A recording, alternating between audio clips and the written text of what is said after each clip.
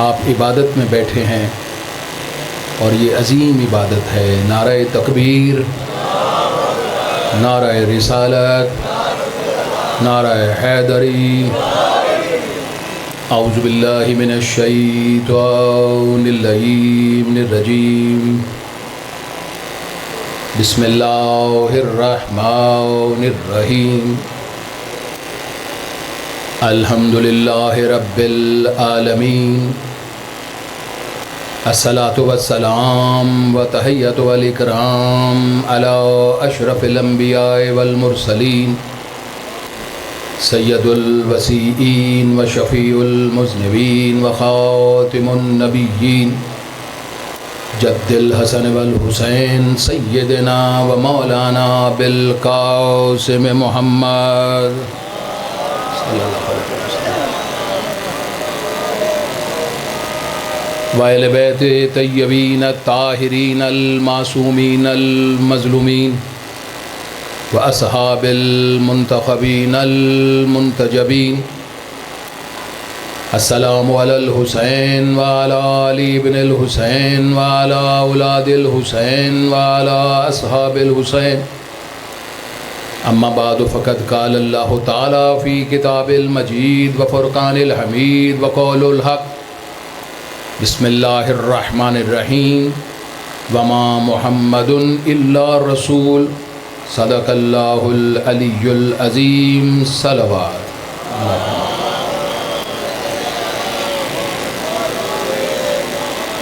اتنی تھکی ہوئی صلوات آپ پڑھیں گے، یہ وہ عبادت ہے جس کے بغیر کوئی عبادت ہی نہیں ہے۔ سارے مل کر ایک اس سے بہتر صلوات صلی اللہ۔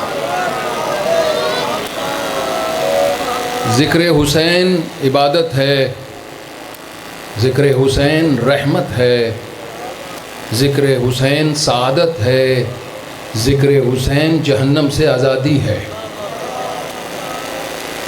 ذکر حسین سعادت ہے اور یہ عبادت ہے، یہ تجارت نہیں ہے۔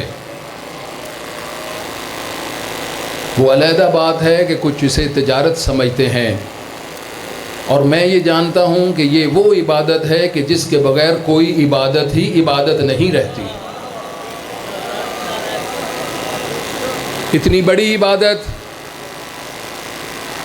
کہ جس کے بغیر کوئی عبادت، نماز جیسی عبادت اگر حسین کے ذکر کے بغیر آئے تو اللہ کہتا ہے یہ شیطان والی ہے، رحمان والی نہیں ہے۔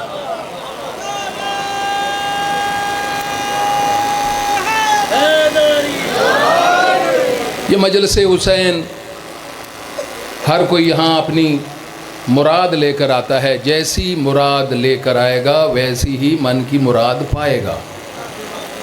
کوئی لوگ آتے ہیں اس لیے کہ ہمارا شمسی برادران سادات سے تعلق ہے، ان کی مجلس ہے تو ہم وہاں جائیں۔ کچھ آتے ہیں کہ جی اشتہار پہ فلاں ذاکر ہے، مجھے پسند ہے، میں اسے سننے جاؤں گا۔ کوئی کسی نیت سے آتا ہے، کوئی کسی نیت سے آتا ہے، کوئی صرف اس لیے بھی آتا ہے کہ اچھا تبرک نیاز مل جائے گی۔ لیکن میں یہ سمجھتا ہوں کہ جو مراد لے کر آئے گا وہی مراد پائے گا۔ میں آپ کے دلوں کا حال نہیں جانتا، وہ اللہ جانتا ہے یا اللہ کا مصطفیٰ جانتا ہے یا اللہ کا حسین جانتا ہے۔ وہ یا حسین کی ماں جانتی ہے یا حسین کا بابا جانتا ہے۔ میں صرف اتنا جانتا ہوں کہ یہ ممبر شبیہ رسول ہے، اور یہ فرش عزائے حسین ہے۔ تو یہاں آنے والا ہر کوئی عزت دار ہے۔ عزت دار اس لیے ہے کہ یہ فرش عزائے حسین، کوئی پراڈو پر آئے، کوئی سزوکی پہ آئے، کوئی رکشے پہ آئے، کوئی موٹر سائیکل پہ آئے، کوئی پیدل آئے یا سائیکل پہ آئے، جب اس فرش پر آ جائے گا تو ساری عزتیں اس کے قدموں میں آ جائیں گی۔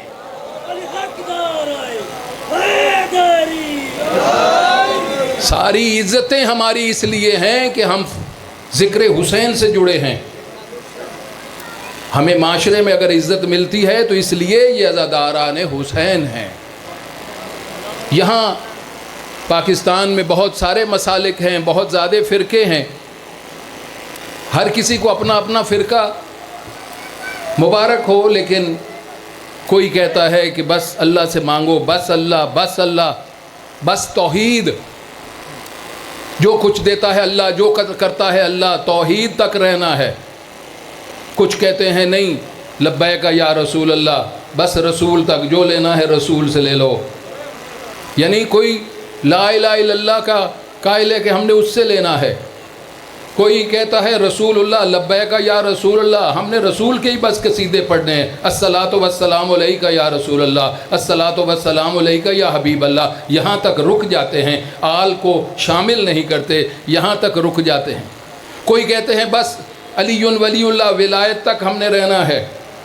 ہر کسی کو اپنا اپنا عقیدہ مبارک ہو، لیکن میں یہ سمجھتا ہوں کہ ہمیں جو کچھ لینا ہے حسین سے لینا ہے،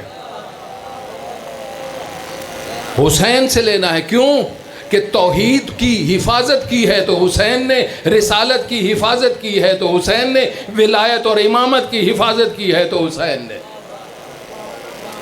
حسین ابن علی محافظ دین ہیں، محافظ اسلام ہے۔ اگر آج توحید باقی ہے تو وہ بھی حسین کی قربانی کی وجہ سے ہے، رسالت اور نبوت باقی ہے تو وہ بھی حسین کی وجہ سے، امامت اور ولایت باقی ہے تو حسین کی قربانی کا نتیجہ۔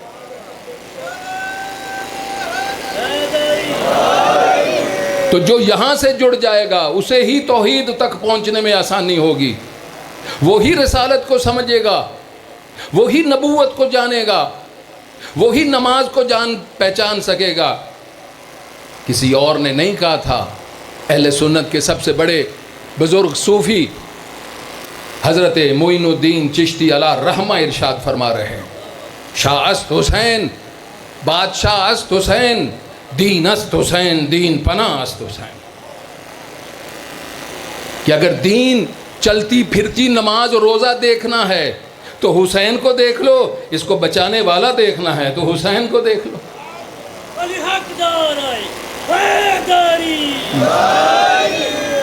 تو یہ فرش عزائے حسین ہے جو دین کی بقا ہے، جو توحید کی بقا ہے، جو نبوت کی بقا ہے۔ آج مسجدوں کے میناروں سے اللہ اکبر کی صدائیں بلند ہو رہی ہیں تو وہ حسین کی قربانی کا نتیجہ ہے۔ ہر مسلک یہ کہہ رہا ہے، صرف مسلمانوں کی بات نہیں کر رہا۔ کبھی آپ جا کر تاریخ پڑھے، مہاتما گاندھی کو جانتے؟ تھوڑا بہت جانتے جو کوئی نہیں بھئی۔ یہ کبھی کوئی انڈیا گیا ہو تو جو ہمارے جیسے قائد اعظم کی تصویر ہے نا نوٹاں تے، نوٹ تو پہچان دے جے نا، ہر کسی دی جیب وچ ہے ہی نا، اندے تے فوٹو تھوڑی میری تو نہیں لگی، کس کی لگی ہے؟ قائد اعظم کی۔ جیسے ہمارے پاکستان میں قائد اعظم نے، ہندوستان میں مہاتما گاندھی کی فوٹو ہے، وہ ان کا فادر آف نیشن ہے، ہاں، تو وہ ان کی جا کر پڑھ لیجئے، وہ فرماتے تھے وہ ہندو ہیں لیکن حسین کو پہچانتے ہیں۔ ان کے الفاظ ہیں، بڑے گولڈن جملے ہیں، وہ فرماتے تھے اگر اسلام آج اگر اپنی اصل حالت میں موجود ہے تو وہ کربلا کی وجہ سے ہے۔ ہندو ہو کر پہچان گئے حسین کو کہ کربلا آج اگر موجود، آج اگر اسلام اپنی اصل حالت میں ہے، بقائے اسلام کا نام حسین ابن علی ہے۔ تو ہمیں جو کچھ لینا ہے حسین سے لینا ہے، بس زیادہ آپ کا وقت نہیں لینا ہے، لیکن جڑے رہیے حسین سے۔ کیوں میں یہ بار بار کہہ رہا ہوں جڑے رہیے؟ کیونکہ غیرت مند حسین سے جدا نہیں ہو سکتا۔ غیرت لینی ہے تو حسین سے لے لو۔ بھئی آج دنیا کے حالات دیکھ رہے ہیں آپ، تو تھوڑا بہت ٹی وی ویندے جے ہے، موبائل شبائل، کہاں کی میں بات کر رہا ہوں؟ اب تو مشکل ہے نا، یہ ویڈیوز بنتی ہیں، بات بھی ہم نہیں کر سکتے، ایف آئی آر فوراً ہو جاتی۔ دنیا کے حالات دیکھ رہے ہیں، ہاں، دنیا کے طاغوت اور طاقتور کے آگے مسلمان کا قتل عام کر رہے ہیں، لیکن سارے اسلامی ملک لیٹ گئے ہیں۔ کیا ان کے پاس دولت کی کمی ہے؟ کیا فوج کی کمی ہے؟ کیا اسلحے کی کمی ہے؟ کیا تعداد کی کمی ہے؟ کمی کس بات کی ہے؟ ایک ہی کمی ہے کہ ان کے پاس حسین نہیں ہے۔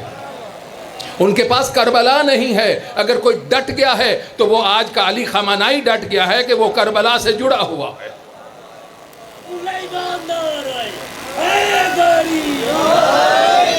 کہ نہ ہم نے کربلا سے سبق لیا ہے کہ ظالم کے آگے ڈٹ جاؤ, چکو نہیں, جھکنا ہے تو بس خدا کے آگے جھکو.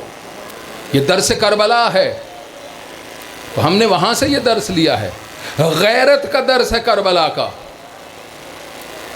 بے ضمیر کیا جانے حسین کیا ہے.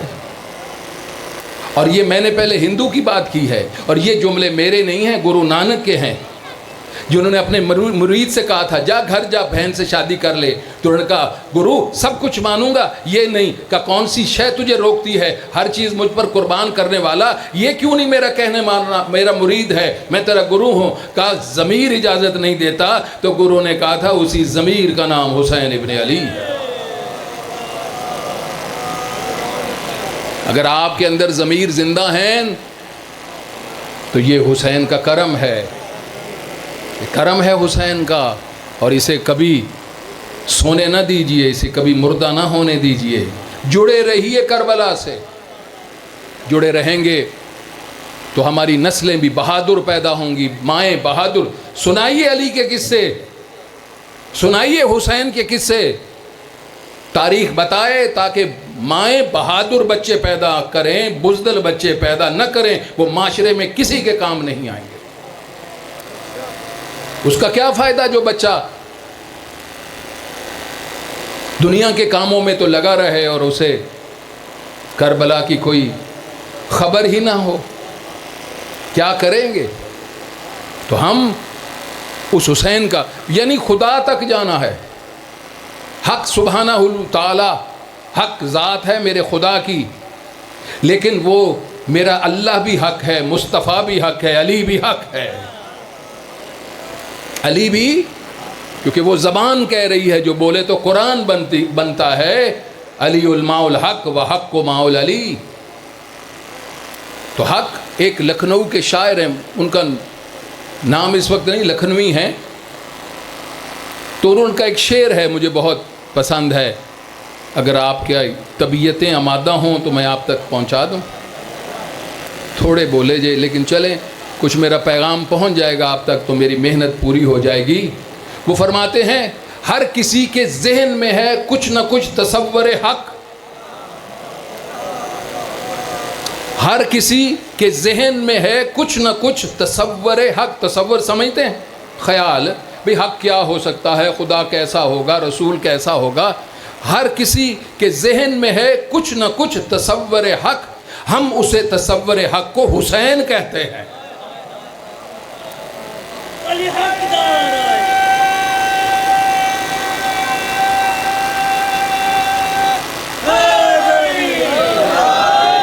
کسی اور نے نہیں. مثال دے دوں, جوش ملی آبادی کا نام سنا ہے آپ نے؟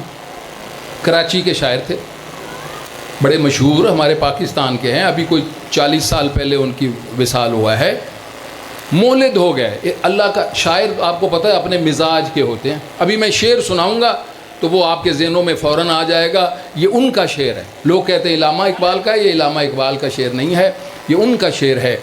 تو مولد ہو گیا, اللہ کا انکار کر دیا. بھئی نہیں, اللہ نہیں ہے, کوئی اللہ کا تصور نہیں ہے.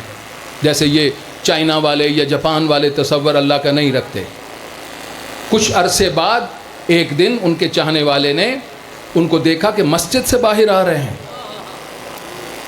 انہوں نے کہا کہ جوش صاحب یہ میں کیا دیکھ رہا ہوں. کہا کیا ہوا؟ کہ آج آپ مسجد, اور آپ تو اللہ کا انکار کر بیٹھے تھے. سر کو جھکا کر کہتے ہاں کر بیٹھا تھا. کہ پھر کیا ہوا؟ کہ اگر میں کربلا نہ پڑھتا تو میں کبھی سجدہ ریز نہ ہوتا. میں نے پڑھا ہے کہ کوئی ذات ہے لائق سجدہ جس کو بچانے کے لیے حسین نے سب کچھ قربان کر دیا.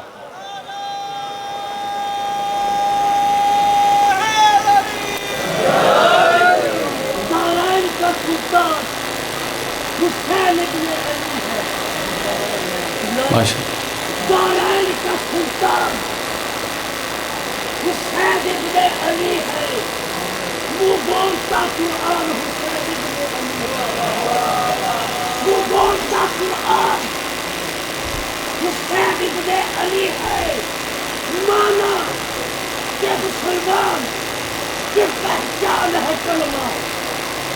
کوئی نوجوان سر اٹھا. مانا کہ مسلمان کی پہچان ہے کلمہ. کلمے کی پہچان تو حسین ہے. سبحان کلمے کی پہچان تو حسین ابن علی ہے. نعرہ تکبیر، اللہ اکبر. نعرہ رسالت، نعرہ حیدر، یا یا امام المنتظر، الاجل. یا امام المنتظر. ہے ہماری ذات، ہے ہماری ذات. حق کا سیدھا راستہ، حق کا سیدھا راستہ. جی نعرہ ولایت، نعرہ ولایت. حسین یک، حسین یک، یزید یک، یزید یک. میرے بیٹے اسلام چلاؤ، بے شک. بیوی دیکھ کا اسلام چلاؤ. پورے ایمان، پورے اسلام. نعرہ حیدر. جزاکم اللہ. تشریف رکھیں. یہ لاہور کا ایک اپنا مزاج ہے کہ یہاں خطیب دو ہوتے ہیں. ایک مجمع ہوتا ہے، ایک ممبر پر ہوتا ہے. یہ اللہ تعالیٰ آپ کو صحت و سلامتی ہے. یہ آپ کی محبت ہے جو چھلک رہی ہے آپ کے چہروں سے. یہی وہ جگہ تھی کہ جب انہوں نے شورائے آفاق شعر اپنی زبان سے ادا کیا تھا اور فرماتے تھے میں نہیں، انسان کو بیدار تو ہو لینے دو، ہر قوم پکارے گی ہمارے ہیں حسین. یہ انہوں نے فرمایا تھا. تو یہ بے شک حسین بولتا ہوا قرآن ہے. ایک ہے صامت قرآن. اب ان بزرگوں نے توجہ دلائی ہے تو میں بھی کچھ جملے آپ کو ہدیہ کرتا جاؤں کہ صامت قرآن کسے کہتے ہیں؟ خاموش قرآن کو. ناطق قرآن آپ بھی بولیے، آپ بولتے ہوئے قرآن کے ماننے والے ہیں، بولیے اس زبان سے گواہی دیجئے کہ آپ ہی وہ ہیں کہ ہم اس عبادت میں بیٹھے ہیں جو قرآن ہی قرآن ہے. بھئی کوئی اللہ تک پہنچ ہی نہیں سکتا مصطفیٰ کے بغیر. کوئی بندہ ہے ایسا دعویٰ کر سکے کہ مصطفیٰ کے بغیر یہ جو دعویٰ کرتے ہیں ان کا دعویٰ، ان کے پاس کوئی دلیل نہیں ہے اپنے دعوے کی. اللہ ہم تک آ نہیں سکتا، ہم اللہ تک جا نہیں سکتے. اللہ یہاں ہم میں آ جائے تو وہ اللہ نہیں ہے. ہم وہاں چلے جائیں تو بھئی ہم نہیں رہیں گے نا، ہم خاکی ہیں نا. تو کوئی ایسا نور ہو جو وہاں چمکے تو وہاں بھی نورانی ہو، جو یہاں چمکے تو یہاں بھی نور ہو جائے. وہ اور کوئی نہیں ہو سکتا. وہ حسنین کا نانا ہے جو وہاں اللہ سے لیتا ہے ہم تک پہنچا دیتا ہے. کوئی اللہ تک پہنچ نہیں سکتا کیونکہ اللہ نے ہم تک دین کو پہنچانے کے لیے وسیلہ قرار دیا ہے مصطفیٰ کو، اور مصطفیٰ ہمارے عمل کو پہنچانے کے لیے وسیلہ ہوں گے خدا تک. تو کوئی نہیں پہنچ سکتا بغیر مصطفیٰ کے، اور کوئی نہیں پہنچ سکتا بغیر مصطفیٰ کے، پہنچ نہیں سکتا بغیر علی کے، کیونکہ مصطفیٰ تک پہنچنے کے دروازے کا نام علی ابن ابی طالب ہے. تو علی تک آنا ہوگا، اور علی تک آنا ہے تو علی کے بچوں کی محبت کو ساتھ لے کر آنا ہوگا، حسنین کی محبت کو ساتھ لانا ہوگا. تو ہم اسی لیے اس در پر بیٹھے ہیں کہ یہی وہ ہستیاں ہیں، یہی وہ دروازہ ہے جس نے وعدہ کیا ہے کہ اگر تمہیں دنیا میں مشکلیں آ جائیں تو ہمارا در کھلا ہے، آخرت میں آ جائیں تو ہمارا در کھلا ہے، قبر میں مشکل ہو تو ہمیں پکار لینا، ہمارا در کھلا ہے. کوئی ایسا اور دروازہ؟ لوگ کہتے ہیں آپ ان کا ذکر نہیں کرتے، ان کا نہیں ذکر کرتے. میں کہتا ہوں کوئی اور ہمیں گارنٹی دے دے کہ مشکل میں ہم کام آئیں گے. ہمیں گارنٹی دیجئے، ہم وہاں جانے کو تیار ہیں. لیکن جب ایک ہی گھرانہ گارنٹی دے رہا ہے تو ہمیں وہ در چھوڑ کر در بدر ہونے کی ضرورت کیا ہے؟ بھئی در بدر بھٹکنے کی ضرورت کیا ہے؟ ایک در جب کھلا ہے اور وہ در زہرا ہے، در مصطفیٰ ہے، در علی ہے، در حسنین ہے. بس کہ یہ ہم جس عبادت میں بیٹھے ہیں وہ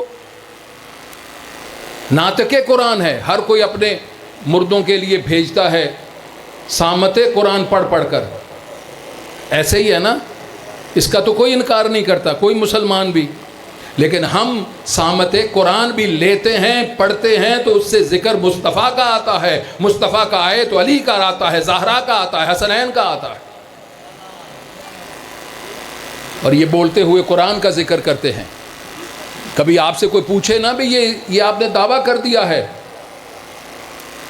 کیونکہ میرا نبی بھی بولتا ہوا قرآن ہے، چلتا پھرتا قرآن ہے، اٹھتا بیٹھتا قرآن ہی قرآن ہے. قرآن بھی نور ہے، مصطفیٰ بھی نور ہے. قرآن بھی لا ریب ہے، مصطفیٰ بھی لا ریب ہے. قرآن بھی بے عیب ہے، مصطفیٰ بھی بے عیب ہے. اور یہ یاد رکھیے، قرآن نے نہیں بتایا یہ نبی ہے. بڑا جملہ میں کہہ رہا ہوں، قرآن نے نہیں بتایا کہ یہ نبی ہے، نبی بتا رہے ہیں یہ قرآن ہے. تو اب ہمیں جو کچھ لینا ہے نبی سے. میں نے جو آیت پڑھی ہے، اللہ فرما رہا ہے میرا مصطفیٰ، میرا محمد بس رسول ہے. یہ نبی کو اللہ کو کہنے کی کیا ضرورت تھی؟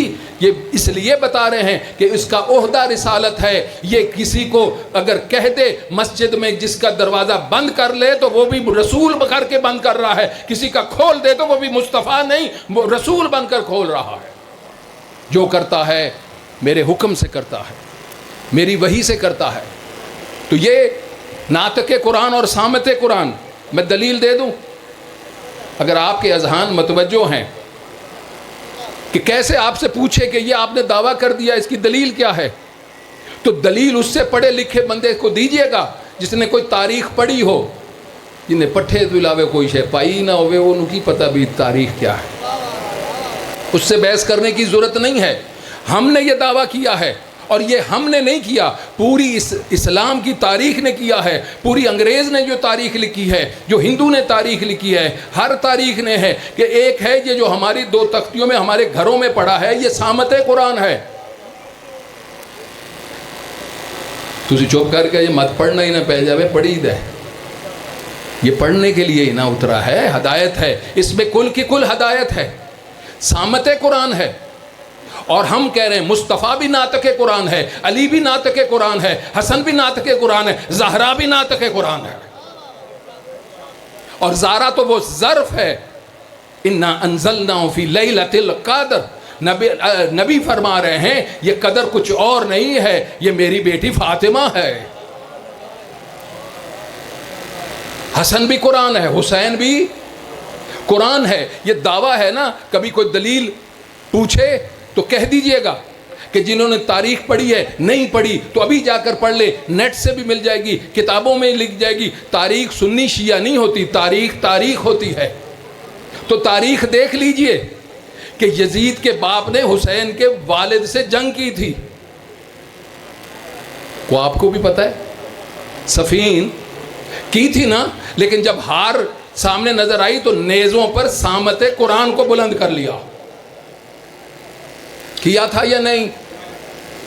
جڑے صرف شعر سنن آئے نے میرا انہاں نال تے ہن آپ ساری نہیں ہلا رہے. تو بھئی صامت جو کتاب پر لکھا ہوا قرآن تھا. ہن تھوڑی توجہ ٹھیک ہو جائے گی. ہن تھانوں سریلے ذاکر تشریف لائے. بسم اللہ جلوی صاحب. ہاں ہن تو تھوڑا مسکرا ہی دیو، میری واری تسی بس. یار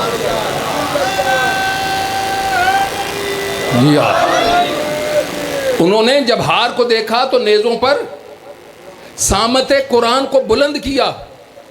تو علی فرماتے رہیں گے دیکھو میں بولتا ہوا قرآن ہوں. ہاں نہیں قرآن بولا کیونکہ وہ خاموش تھا. لیکن یزید نے حسین کے سر کو تن سے جدا کر کر یا نیزے پر بلند کیا، وہ خاموش نہیں رہا، بازاروں میں، گلیوں میں، درباروں میں پہچانتا تھا، پہچانو میں بولتا ہوا قرآن ہوں، میں مصطفیٰ کا بیٹا ہوں، میں زہرا کا بیٹا ہوں۔ لوگ کہتے تھے باغی ہے، باغی ہے۔ جب لوگوں نے دیکھا بازاروں میں تمہیں اسے باغی کہتے ہو، یہ تن تو اس کا سر سے جدا ہے، وہ کربلا کی گرم ریت پر ہے، یہ بازاروں میں قرآن پڑھ رہا ہے، ہم اسے کیسے باغی مان لیں؟ ہم اسے کیسے باغی مان لیں؟ ثابت کر دیا تاریخ نے، بتا دیا کہ جو ہمارا عقیدہ ہے۔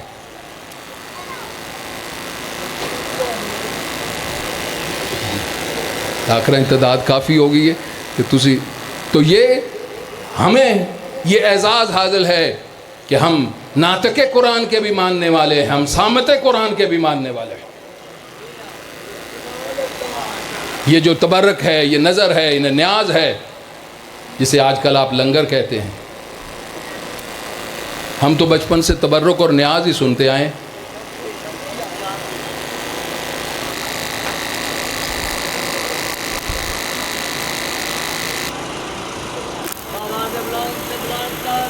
اللہم صلی علی۔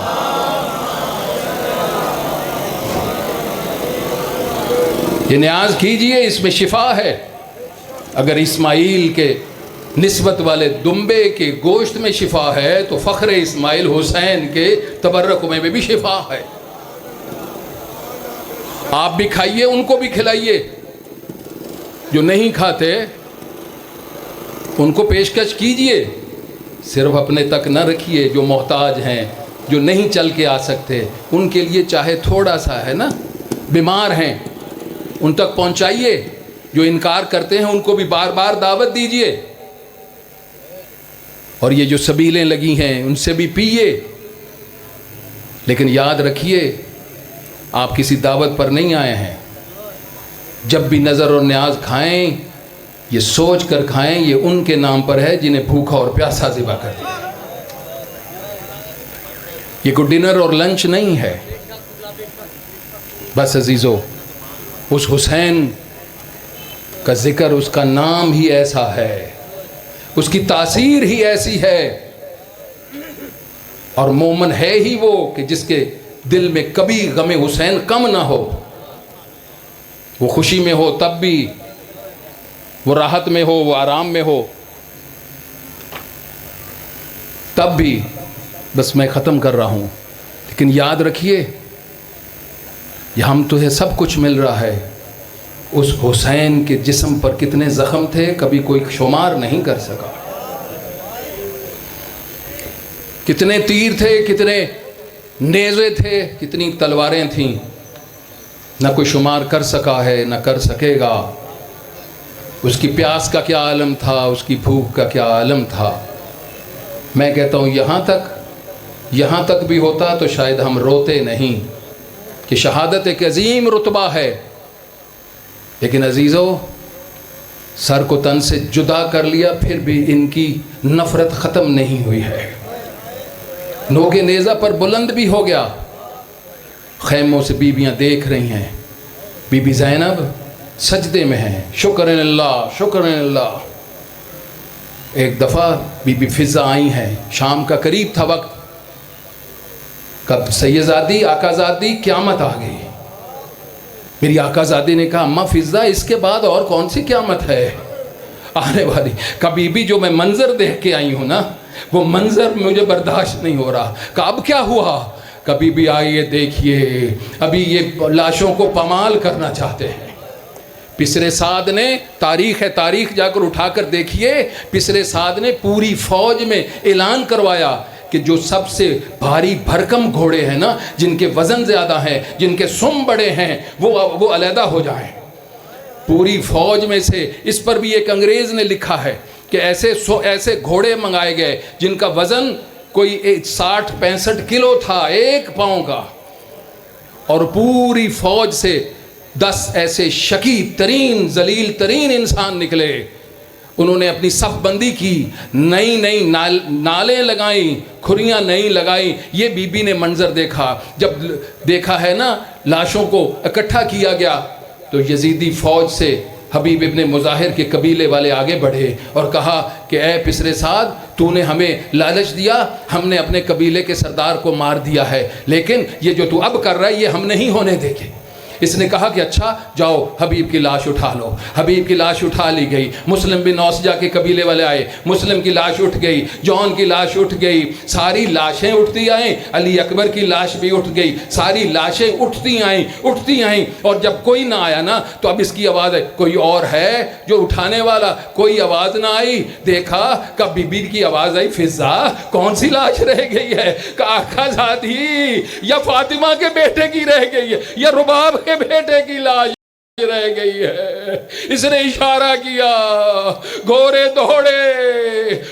ایک عالم دین سے کسی نے پوچھا تھا یہ بتائیے کہ علی اصغر کی لاش کہاں دفن ہے؟ علی اصغر کی انہوں نے اپنا امامہ اتار کر زمین پر بٹھا اور اپنے سر پر ماتم، تو نے میرے کلیجے کو ہاتھ ڈال لیا۔ کہا نہیں علامہ، میں نے کوئی غلط سوال کر دیا، کہاں ہے؟ کہا کہ میرے آقا علامہ نے فرمایا کہ جب حسین کی لاش پر گھوڑے دوڑ رہے تھے نا، علی اصغر کا چھوٹا سا جسم ساتھ تھا، حسین کے جسم نے کروٹ لی ہے اور اپنے سینے میں علی اصغر کو چھپا لیا، اتنی پسلیاں ٹوٹ گئی کہ علی اصغر کی لاش سینہ حسین بن گئی ہے۔ انا للہ و انا الیہ راجعون۔